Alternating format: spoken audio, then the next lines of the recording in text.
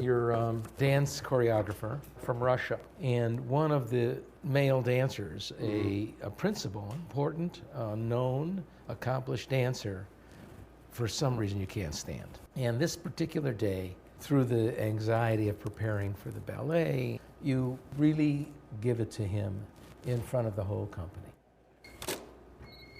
Andre, am I wasting my time? That's great. Are we all wasting our time? That's great. Because someone isn't giving it 1,000%, as always. I like acting because I like being in a movie. I like acting because I like being part of a story that other people are going to see and they're going to like it. So they're going to like the music, the costume I'm wearing, a look that happens. It's all part of one experience. Now you're the dancer. You are Andre.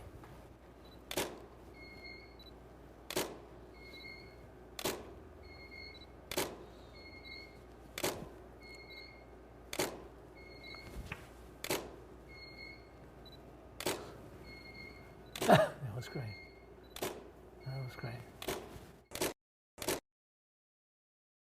How did you get Rushmore? How did it happen? This casting director comes up to me, you seem like you'd be great for this. Wes Anderson's directing this film, and I had seen Bottle Rocket, and I really loved it. And she said, would you consider auditioning? I said, I'm not an actor. And she said, well, you know, maybe this could be great. It would be a surprise to you. Maybe you are. I said, trust me, I'm not. I'm a drummer, and I really appreciate it. It will be embarrassing for me, and it will be a waste of your time. And she said, well, why don't we send you the script, and you really should audition. I gave her my phone number and my address, and when I came back from San Francisco on Monday, there was the script of Rushmore. It was the first script I'd ever read in my life. And for someone who was struggling to fit in, it was the ultimate script to read because it really was, oh my God, this really resonates with me on some kind of on a deeper level. This character, this movie, the humor, the drama, everything about this just syncs up with me. You're a hotshot young studio head. Yes. Coming out of Power Lunch in Santa Monica, seeing a young kid in a beat-up Suzuki Samurai back up into your Lamborghini. Okay.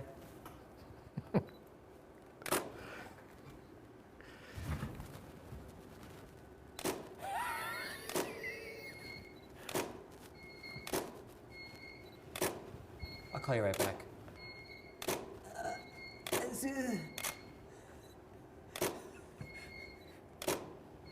No. I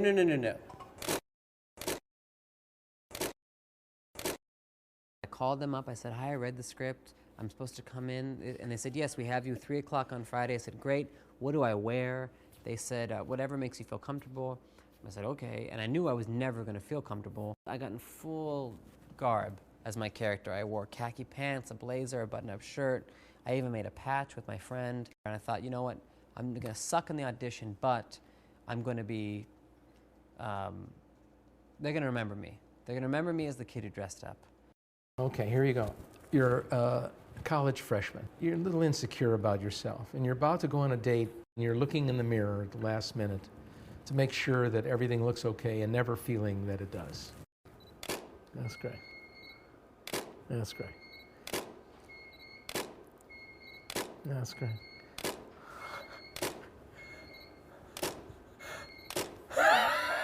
That was a great idea.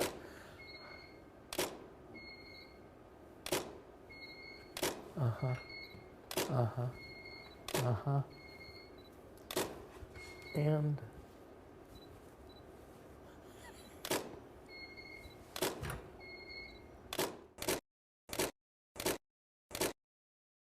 I went to this audition. Sure enough, I walk in there, and everybody in the room is dressed up like me. So there goes that. And I sat in a room surrounded with a bunch of other kid actors and their moms, and I didn't have my mom, and they all have spiky hair, and they're all just like assholes.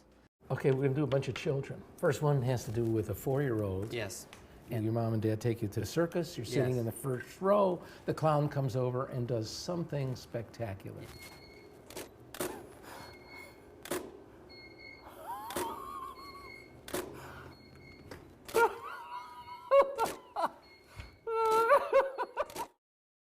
remember meeting Wes Anderson. He was only 27. I thought, man, this guy's like not intimidating. This is great. This guy could be my friend. I felt totally relaxed, and I might have even like loosened my tie. And eventually he said, do you want to read? And I said to him, maybe not, because this has gone so well, and I'd rather not end on an awful note, because you're a great person. Can we just leave it at this? Can I have a great memory of this audition? But anyway, I read, and it went well. And then I got called back 3 more times, and I ended up getting the part. And each time there were less and less assholes in the room with me. You're 5 years old, and you're really a mischievous little boy. Yes. And you take your pet rat, your 7-year-old sister is terrified of, Yes. and you put it in her underwear drawer. Yeah.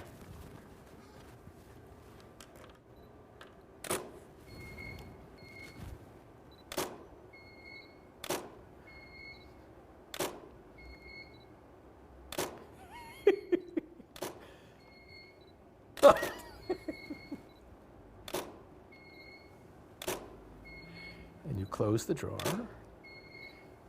and you wait for your sister.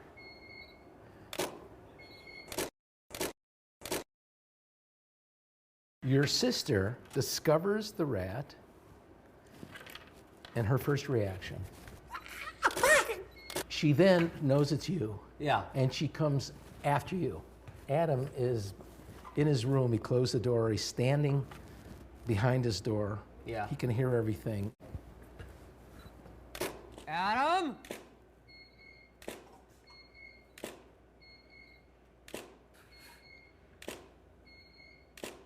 That's great. That's great. Adam? Where are you? That's great.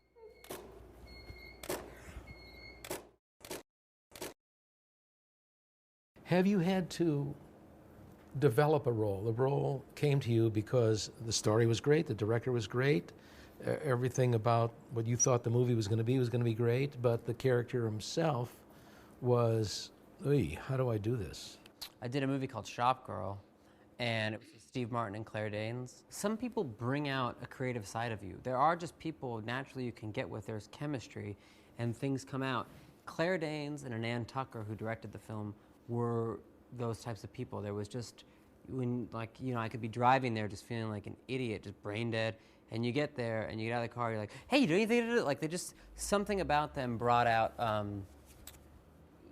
a lot of ideas for that character. You're a sophomore in high school, Yeah. and you're flirting with a senior cheerleader. Okay. You don't know that you don't have a chance, but Okay. you are giving it your best shot. My friends and I are gonna go down to the arcade. If you kind of, That's great. That's great. maybe we'll kind of, I don't know. Maybe we'll come.